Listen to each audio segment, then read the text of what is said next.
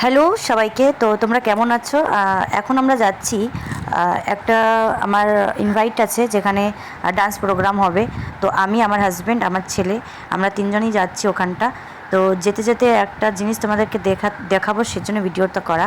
তো আমরা এখন যেখানে আমরা গেস্ট হিসাবে যাচ্ছি, তো যেতে যেতে এই জায়গাগুলো দেখতে পাচ্ছ, খুবই সুন্দর।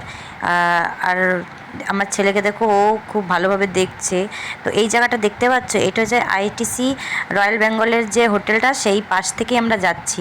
তো যেতে যেতে তোমাদেরকে ওই রয়্যাল বেঙ্গল হোটেলটাও দেখাবো, যেখানে অনেক অনেক দূর থেকে যত নায়ক নায়িকা কলকাতা আসে, সেখানে নাইট স্টে করে।